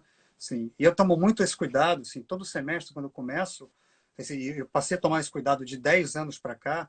Toda vez que eu começo um semestre para falar de África, eu deixo muito claro que eu sou um professor branco, que teve os privilégios de estudar, de fazer a minha pós-graduação em estudos, né, sobre o continente africano, e que estou ali para dividir um posicionamento crítico com aquelas pessoas que estão dentro da minha sala de aula. E é muito bom ver que entre os meus alunos na PUC aqui do Rio, assim, de uns 5 anos, 6 anos para cá, eu tenho tido cada vez mais alunos negros, o que eu acho que é muito importante, o que eu mostra que, né, assim, denota muita coisa, né, assim, deixa bem claro, Sim. né, e Deixa muito, deixa algo muito, muito escuro, né, a importância das políticas públicas, né, no Brasil para a exatamente. população negra. A gente está vendo assim, a consequência disso agora, né? Assim, né? Que a gente tem 15 anos de políticas públicas, que a UERJ, aqui no Rio de Janeiro, foi uma das pioneiras, né? Com as cotas, com a implantação da política de cotas, né? Você falou da sua ascendência italiana, assim, Uhum. engraçado que eu descobri há pouco tempo, fiz um daqueles testes genealógicos e tal, e Hum. descobri que a minha ancestral, assim, eu tenho uma ancestral, fiz o teste matrilinear, né? Você pode fazer os dois, né? Patrilinear e matrilinear. E eu descobri que a minha ancestral, assim, veio daqui, do Camarões. O povo de Car, dessa região aqui central, norte dos Camarões. Uau! E provavelmente, assim, ela veio, a mulher veio, né, escravizada, e eu sou, com certeza absoluta, que acho que isso faz parte dessa nossa, né, posicionamento crítico, né? Eu sou fruto de um estupro dela, De um estupro, né? sem dúvida. Uhum. Não há como negar, porque eu sou de uma linha da família que ou embranqueceu a partir disso, né, que veio embranquecendo, e que eu sou hoje o representante, né, de uma linhagem que veio de um estupro dela, que foi pelo senhor dela ou por algum branco que se apropriou da situação Uhum. dela escravizada, né? E, Exato. assim, descobrir isso até para nós aqui no Brasil, a gente ter a plena noção de que, sim, que se a gente procurar, a gente vai encontrar uma ascendência do outro lado do Atlântico, seja ela qual for, né? A Preta Rara diz assim, você descobriu aí, mas e daí? Você é branco, e daí? E daí? E daí? Não, mas é Uhum. importante para mim, entendeu? Pro que eu, pro que eu, assim, pela nossa dedicação, né, de discussão sobre esses temas, etc. Sim, Tal, isso é sim, algo que, pelo menos para mim, me dá um alívio de uma certa legitimidade de ter encontrado. Eu procurei e encontrei. É tão difícil, né? Porque muito. um pilar essencial da escravização, né, dos africanos trazidos para cá foi que essas pessoas fossem cortadas, né, que o passado dessas pessoas fosse obliterado. Então, é difícil recuperar as suas raízes, né? Tão difícil, né? Mas Sim, super, o super. Até momento, porque isso foi apagado, né? Ou é, compulsoriamente apagado. Eu acho que a gente tem, estando aqui, a gente tem a oportunidade de fazer trocas muito ricas, né? Por exemplo, eu tive a oportunidade agora, na semana passada, de ministrar um curso online junto com um professor moçambicano, que é o professor Eduardo Lichuge, que é da Universidade Eduardo Mondlane, aqui. E nós montamos um curso junto sobre arte, comunicação e decolonialidades, que foi promovido pelo Centro Cultural Moçambique Alemanha, CCMA. E ali nós éramos os dois regentes do curso, né? Eu, a partir do meu lugar de fala, de uma mulher branca brasileira, que tem os estudos nesse sentido, e ele enquanto um homem negro moçambicano, que também faz esses mesmos estudos, né, dentro da área, principalmente da arte, porque ele é músico e eu, principalmente, da comunicação, por ser jornalista. E a gente, então, montou um curso e tivemos uma procura até muito maior do que a gente imaginava. Gente de vários países do mundo acabou participando, porque tem essa vantagem agora, né, dentro de serem cursos online que a gente tem ministrado, não está mais com a oportunidade de dar aula presencial. E foi muito rico exatamente para fazer essas trocas, né, e esses questionamentos sobre as colonialidades e sobre a branquitude a partir de diferentes experiências, né, de diferentes olhares. Então, chegou uma hora também que a gente tinha momentos mais quentes de discussão, né, porque não tem jeito, isso faz parte, até porque nos foi É importante que negado. aconteça. Sim, é muito importante porque esses processos nos foram negados também sistematicamente, né? Do mesmo jeito que a gente diz no Brasil que política, futebol e religião não se discute, raça também não se discute. E quando a gente discute, a gente sabe que a gente vai comprar uma briga. E isso, por mais incrível que pareça, também é algo que acontece aqui em África, né? Tanto na África do Sul quanto em Moçambique, quem se coloca para fazer, que são os países que eu conheço, né? Os países que eu vou poder falar um pouquinho melhor, e mesmo assim não sou daqui, é uma visão estrangeira, obviamente, que eu estou trazendo. Mas mesmo aqui, você ainda tem uma dificuldade muito grande de racializar a vida. Por mais que isso esteja no dia a dia, por mais que a gente fale sobre isso ali na boca miúda, mas quando a gente vai fazer uma reflexão crítica em torno disso, quando a gente vai pautar de uma maneira mais séria, né, e às vezes epistemológica essas questões, vai gerar desconforto, porque aí gera desconforto em quem é branco, porque a pessoa vai começar a se ver como algoz, como culpada, muitas vezes, e vai trazer uma vergonha branca, né? White shame, como os estudos críticos de branquitude nos Estados Unidos vão chamar, porque aí a pessoa não quer ser vista, né, como esse white savior, como esse branco que vem para salvar e tudo mais. E ao mesmo tempo também vai liberar essas dores e feridas, né, que foram construídas a partir da branquitude nas pessoas não brancas que sofrem, né, o racismo e que vão sofrer com essa sistematização da discriminação.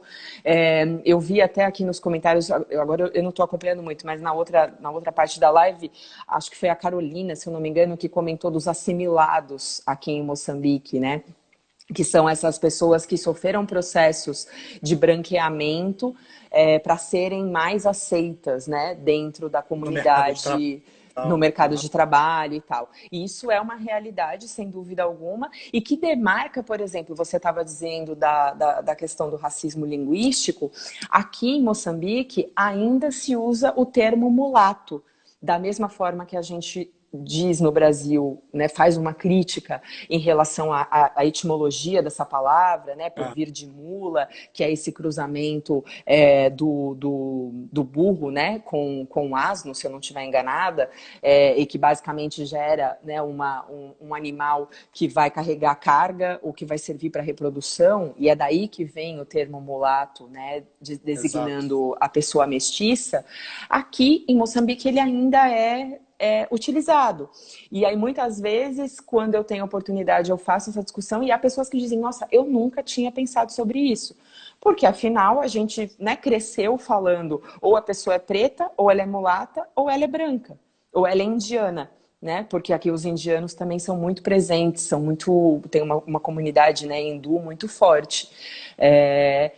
E é isso, e tá posto. Então, essas reflexões são reflexões que a gente vai fazendo com o tempo e que eu sinto que algumas delas que nós no Brasil conseguimos avançar um pouquinho mais, outras que aqui já estão mais avançadas e que a gente vai tentando, né, aprender e fazer essa troca acontecer, né, dentro da medida das possibilidades.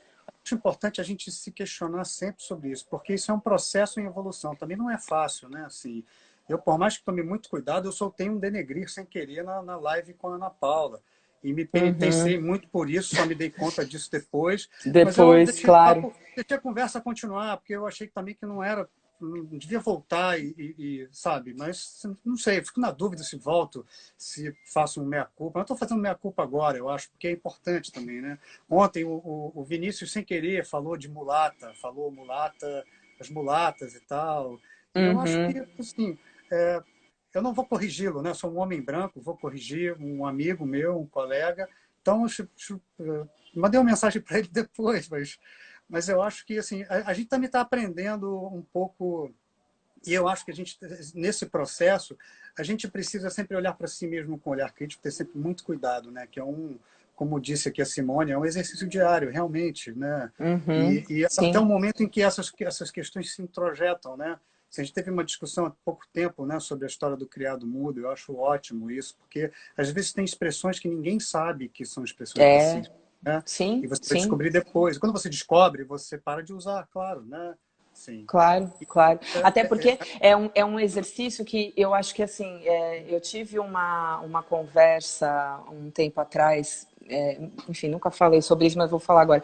Uma conversa com meu pai um tempo atrás, meu pai é um homem branco, e ele virou um dia e a gente estava conversando, e ele falou, olha, de verdade, eu fico às vezes até receoso do que eu vou falar, porque eu sei que qualquer coisa que eu falar, você vai me questionar, você vai apontar, porque você tem toda essa sua leitura aí, né, enquanto feminista, enquanto para você estudiosa que ele de fala, né? branquitude, falando para mim, para mim.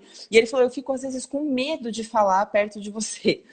E aí eu nunca tinha me visto, né, tão censora dessa forma, assim. E aí eu falei para ele, eu falei, pai, mas olha, de verdade, eu entendo que te machuca, mas ao mesmo tempo é um exercício de dor para todo mundo que está envolvido nisso. E se a sua dor é a dor de ter que pensar duas vezes antes de falar, vamos e convenhamos que essa dor é muito pequena perto da dor de quem está levando tiro pelas costas só por estar andando na rua porque é negro, sabe? E aí ele ficou quieto e, enfim, talvez não era exatamente o que ele queria ouvir, mas era o que eu podia entregar no sentido de que são esforços que a gente tem que fazer, mínimos enquanto população branca, para respeitar os processos de construção identitária dos outros, que talvez realmente a nossa branquitude nunca nos deu, nunca nos colocou a necessidade de fazer, e que agora, com um movimento negro organizado, né, mais forte, mais atuante, com essas discussões, né, sobre a decolonialidade, sobre a branquitude mais presentes na nossa vida, a gente vai ter que começar a fazer, a gente que eu digo sociedade branca, né, populações brancas, vamos ter que começar a fazer e vamos ter que nos dar, entre aspas, esse trabalho, que não é um grande trabalho, no fim das contas, né? É só um exercício de respeito à identidade do outro, que talvez a gente nunca precisou fazer, porque nós carregamos uma identidade que é hegemônica, né? A gente carrega uma brancura que diz que a gente pode fazer o que a gente quiser, da forma como a gente quiser, que a gente tem autoridade. E agora a gente está se dando conta de que não é bem assim. Talvez a gente não tenha necessariamente tanta autoridade para falar sobre tudo. Talvez a gente tenha que ouvir mais e falar Com menos. E certeza eu não acho que tem. isso é uma coisa que a gente aprende aqui também, né? A ouvir mais. Exato, que foi o que a Ana Paula disse, né, na live de segundo, que o Vinícius falou ontem, e eu acho que é importante isso, é ouvir, né? Até porque também a gente está falando, né, assim, a gente está falando especificamente agora a gente falou, acabou de falar especificamente de Moçambique, e a Jade Maranhão lembrou aqui agora que, assim, tem um contexto aí, né? É um país recentemente independente, né? Ficou independente em 74, então, assim, 75, né? 75 ou 75? 74 para É. 75, Uhum, assim, uhum, é um país mais jovem que eu, por exemplo. Sou mais velho que uhum. Moçambique, como E ó país, que você é né? Como país jovem, hein? independente. Imagina. Obrigado. Muito obrigado. Não, se eu tô sendo vista como jovem aqui, a gente é tudo jovem, gente, tá tudo certo. Bom, o que você acha da gente dar agora assim, as dicas culturais e a gente Uhum. encerrar, porque a gente daqui a pouco vai gongar 2 horas de conversa. E, Enfim, eu sei que as pessoas estão resistindo bastante. Muito obrigado vocês todos por estarem aqui até sim. agora, mas fala um pouco do que você que que você está gostando de ouvir e o que que você gostou de ler. Dê dicas para nós, porque a gente quer. Sim, claro, dou, super. Eu fiz até uma listinha aqui para não esquecer de nada. Uma atividade muito legal que começou agora com essas estratégias aí, né, de isolamento social pós-Covid, é um grupo de teatro daqui de Moçambique que se chama TP50. T de tatu, P de Paola, né? Aham. TP50. E agora que eu tô soletrando, eu tô pensando o quanto que isso é brasileiro, gente. Eles aqui se irritam muito com isso, porque isso é costume de brasileiro ficar soletrando tudo. Eles acham muito estranho a gente ficar fazendo essa explicação de P de Paola, de T de tatu. Eles não fazem isso Ai, aqui, eles acham muito é engraçado. mesmo? Eles falam, ai, tem que ser brasileiro para ficar soletrando as palavras. Mas enfim, é TP50. E o TP50, todo dia, às 10 horas da manhã, no horário daqui de Moçambique, entra ao vivo no Instagram e no Facebook com uma Eles são o quê? apresentação. Arroba TP50? TP-50, é isso? Eu não peguei o arroba, mas eu posso passar depois para vocês, que vocês vão divulgar uma listinha, não vão? Com as dicas? Você e Bianca? Eu vou tentar fazer isso na sexta-feira, porque a sexta-feira é feriado aqui. Não tem, Ótimo. não É, vai aqui ter. também. Aqui também. Que bom. Não vai ter live aqui, então eu vou tentar organizar tudo e vou publicar na. Joia. Tá, aí eu passo o arroba bonitinho. Mas, de qualquer forma, se colocar no Facebook TP50, vai encontrar. Uhum. E aí, esse grupo de teatro aqui de Moçambique, todo dia às 10 horas da manhã, no horário. E tu lives com apresentações voltadas para crianças. Então tem dia que é apresentação de música, tem dia que é apresentação de teatro, tem dia que é de dança. E a proposta é essa, que as crianças tenham uma programação com cultura moçambicana, porque o TP50 só faz produções artísticas daqui. Então ontem, por exemplo, foi aula de marrabentinha. Marrabenta é um estilo musical, né, daqui de Moçambique, e aí eles Uhum. chamaram de marrabentinha. Eu achei tão fofo esse nome. Que bacana E, isso. e aí foi uma apresentação de marrabenta para criança e tal. Então é bem legal porque a gente tem como assistir, né, na internet, fica lá disponível depois também por 12 horas. Então dá para assistir, porque 10 horas da manhã aqui é 5 horas da manhã aí. Então é meio cedo pro É Brasil. cedo. Mas dá para vocês assistirem depois. Acho que vale a pena. Ó, Doni É bem Bueno legal de botou aqui, conhecer. ó, TP50, TP e TP50. Ah, 50 é obrigada, positivo. Doni. Doni é uma super dica, já esteve também por esses lados aqui e tem uma experiência muito legal aí para também, quem sabe, falar com você um dia. Que Bom, ótimo. voltando para as dicas. Ainda, né, pensando, já que eu falei de marrabenta, marrabenta é o estilo, né, musical moçambicano mais conhecido, mais tradicional, e aí a gente tem, aí eu separei uma artista de marrabenta raiz, né, lá da tradição, que é a Zaida Chongo. Não há como falar de marrabenta sem falar de Zaida. A Zaida Chongo tem muita coisa no YouTube dela, tem no Spotify, é fácil de encontrar.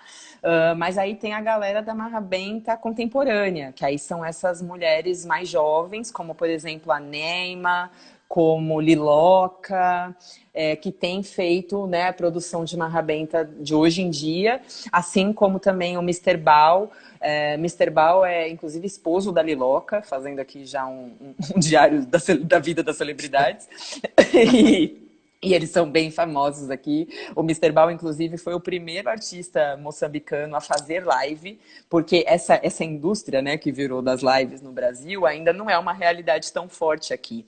E aí existe uma Sim. cerveja aqui de Moçambique que chama 2M, e a 2M fez toda uma campanha nas redes sociais para convocar o Mister Bal a fazer a sua primeira live. E aí ele fez agora, no sábado. E eu assisti, foi bem Foi legal. bacana. E aí movimentou, bom, foi bem bacana, tinha bastante gente acompanhando e Legal. tal.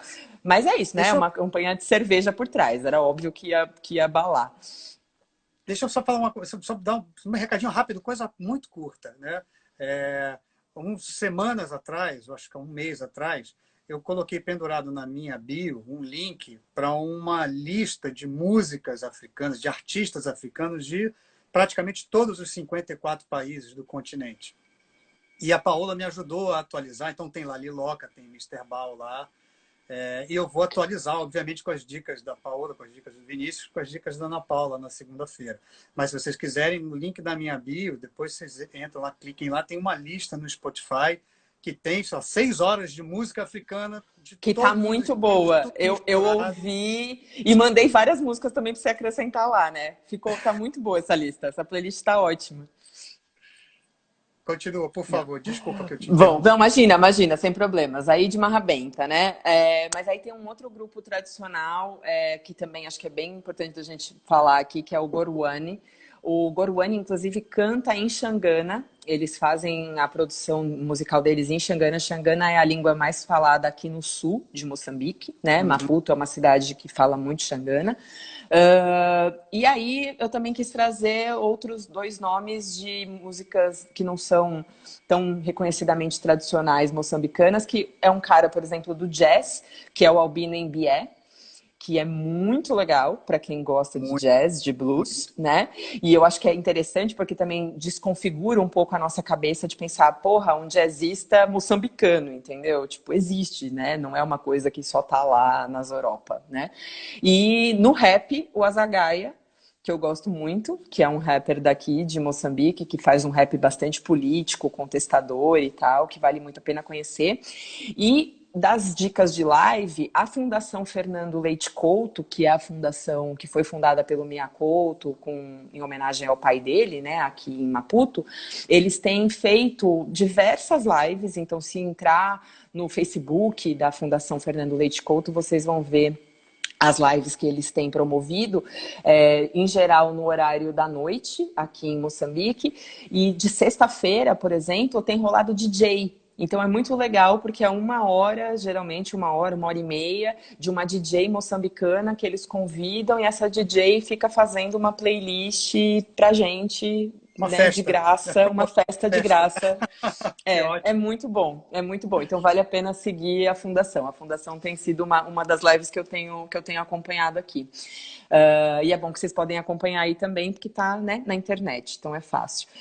E aí, na literatura, juntando música com literatura, tem a nossa maravilhosa, né, Paulina Chesiane, que é um dos nomes, né, mais importantes, se não o mais importante, a meu ver, da literatura feita aqui em Moçambique.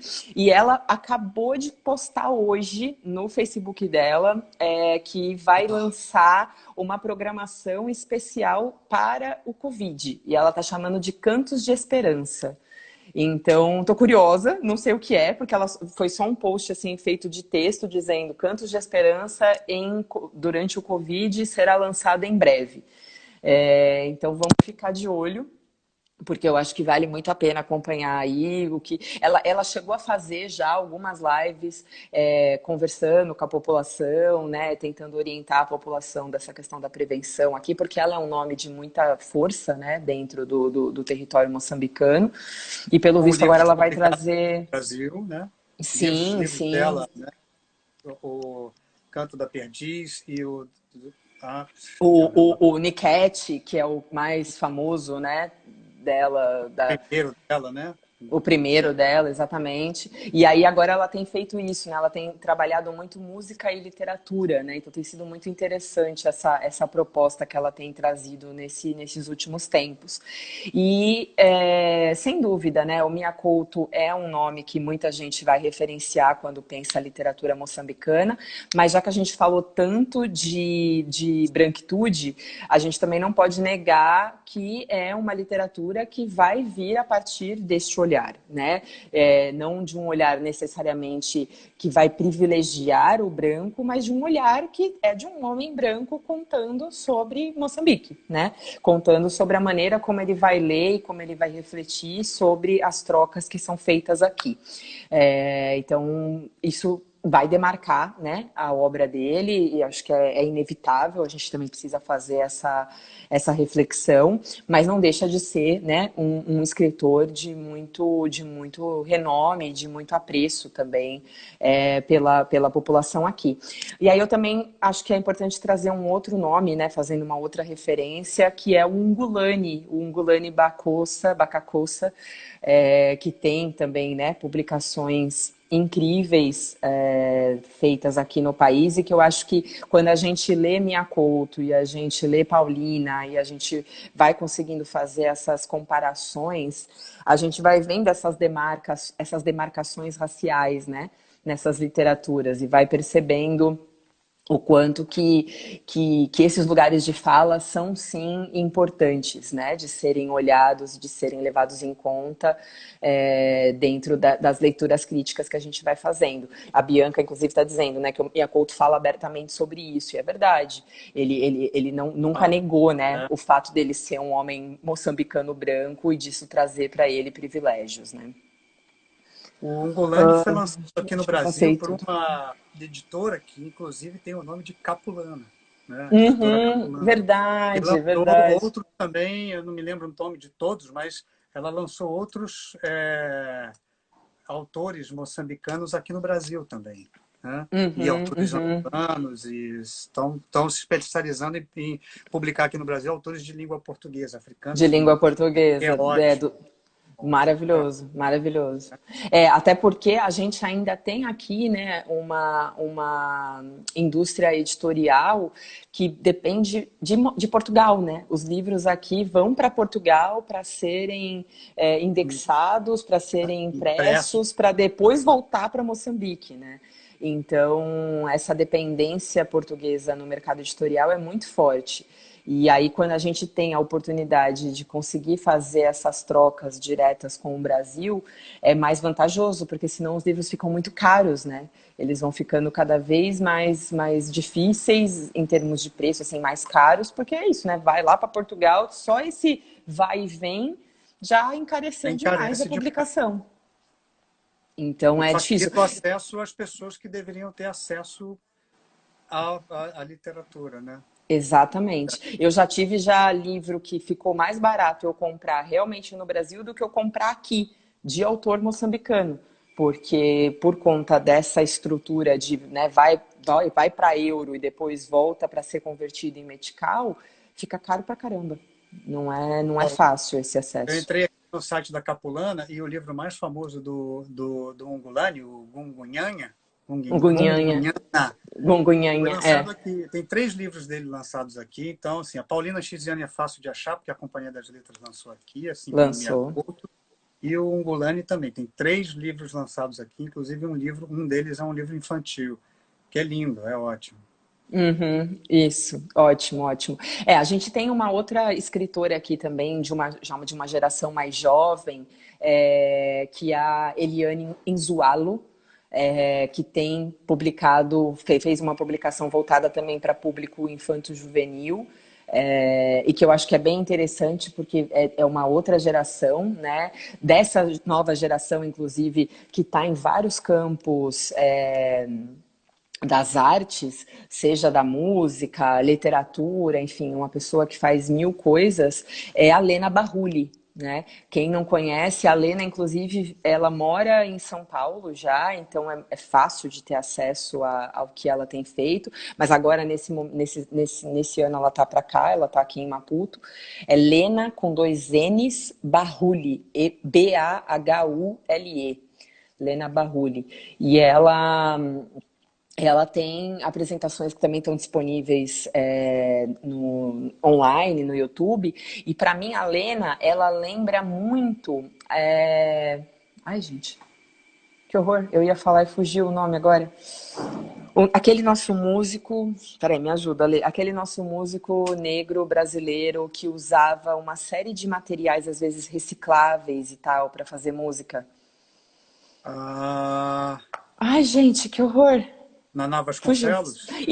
Isso, obrigada, Naná Vasconcelos. Para mim, a Lena é uma versão feminina, moçambicana e mais jovem de um Naná, assim. Então é muito interessante. Ela tem o corpo dela canta, sabe? O corpo dela emite sons que o meu corpo acho que nunca vai conseguir emitir, infelizmente. Então é lindo demais de ver, assim, é incrível, vale muito a pena conhecer também. E é uma menina super jovem, mas que está conseguindo fazer grandes trocas também Brasil, Moçambique. Uau. Acho que eu passei tudo. Tô olhando aqui minha listinha, acho que eu passei tudo. Poxa, Paola, muito obrigado, viu? Que conversa bacana, que legal, né? Acho que foi bacana para mim, espero que tenha sido bom para você e para todos vocês que acompanharam a gente até agora, que resistiram bem, né? Muito Sim, obrigado. sim, muito obrigada. Foi ótimo, foi ótimo. Eu tenho, só não tá aqui, se não sei quanto tempo que a gente ainda tem, porque tem dois livros de branquitude sul-africanos que eu poderia indicar, mostrar a capa. Dá tempo? Indica, indica, indica. Deixa eu Ah, e a pegar gente tem eles, que peraí. falar para as pessoas também seguirem o perfil do Afroeducação, se quiserem Sim, saber um pouquinho por mais, favor. né, do trabalho sendo feito aqui. Eu vou colocar aqui o arroba do Afroeducação enquanto você pega os livros aí para Tá. mostrar para.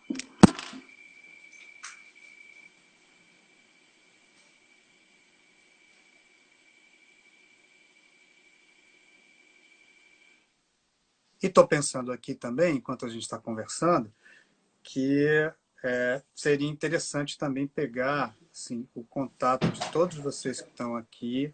Me mandem mensagem lá pelo nosso perfil. E Ó, aí eu posso voltei. avisar vocês das próximas lives e de outras questões que a gente... Ó, Estou tentando voltei. tirar aqui o teclado, não estou conseguindo. Não, tranquilo. Só mostrar. Esse daqui foi o último que eu li do Mia Couto, que eu li aqui, inclusive, que chama A Confissão da Leoa. Não é o mais recente dele, mas é um que eu ainda não tinha lido e vale muito a pena. É bem, Bonito, bem foi lançado legal. aqui no Brasil também. Foi. E daqui, dos estudos de branquitude, lá na África do Sul, esse daqui é da professora Nick Falkoff, que eu comentei, que se chama The End of Whiteness, o fim da branquitude, The End of Whiteness. E ela vai fazer toda essa discussão nessa África do Sul pós-apartheid, né, dos estudos críticos de branquitude lá. Então, acho que vale a pena conhecer. Ai, gente, faltou outro, peraí. Vá. Depois eu vou passar para vocês as referências todas, vou juntar tudo, tentar juntar tudo em alguns posts e aí eu faço isso na sexta-feira.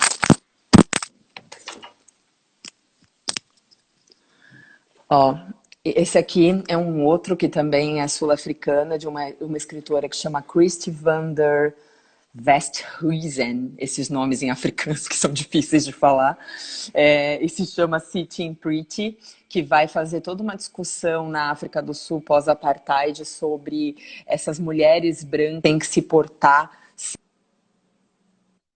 sendo uma mulher branca africana, né, numa sociedade pós-apartheid, e não sendo daqui, nem de Moçambique, nem da África do Sul, mas para discutir decolonialidade, para pensar a colonialidade, já que a gente falou disso, né, nessa nossa conversa, eu vou Uhum. super indicar a Grada Quilomba, né? É Sim. inevitável. Memórias da Plantação é uma leitura, acho que obrigatória para quem quer fazer essas discussões, que é uma pesquisadora portuguesa de ascendência cabo-verdiana e também de São Tomé, né? De São Tomé e Príncipe, e que mora na Alemanha já há muitos anos e que tem feito essa discussão, né, sobre decolonialidade de uma forma muito intensa, não só na literatura, na academia, mas também nas artes. Então, vale a pena conhecer. Que ótimo. Sim, é bom a gente sair daqui com muitas referências, porque isso é muito bom, né? Sim, a gente dividir, né? Que eu acho E que é isso é bom. pouco, né? Isso que é muito legal, assim, o quanto que a gente às vezes tem infelizmente a gente ainda tem muito pouco acesso aos conteúdos que são produzidos em torno dessas temáticas no Brasil, por mais que ainda temos mais acesso do que em outros lugares, mas ainda assim é Uhum. pouco, porque aí quando a gente, né, abre um pouquinho a lente e vai enxergar tudo que está sendo produzido por aqui, é uma infinidade, né, de coisas. Então, é um recorte, imagina, o que eu trouxe aqui é um recorte, uma gotinha no oceano de tudo que tem sido feito nos campos da literatura, das artes, né, da comunicação e que muitas vezes não chega para a gente, infelizmente, por conta dessa lógica do racismo sobre a qual a gente falava, né? É isso. Poxa, Paola, muito obrigado, viu? Eu que Foi ótimo. agradeço, foi muito Adorei bom. conversar com você. Quero agradecer também a vocês todos que estão aqui com a gente, acompanhando a gente até aqui. Foi ótimo, muito bom. Assim, os comentários todos são sempre muito bons e sempre muito bem-vindos. Obrigado a todo mundo. Paola, obrigado mesmo, viu? Muito obrigada, foi um Se prazerzão. cuide aí, se cuide. Eu vou fazer aqueles agradecimentos, agradecimento à Nana Moraes e ao Retrato Espaço Cultural aqui no Rio de Janeiro, onde a gente vai fazer um curso, né, sobre África, e a gente planeja ainda montar esse curso, nem que seja um curso online, mas a gente interrompeu essa ideia por causa né, da pandemia e do isolamento social. Vou agradecer a Bruna Prado, que é a fotógrafa que fez aquelas artes bonitinhas com todos vocês lá, né? Obrigado a Bruna. E Ficou lembrando muito que bonito.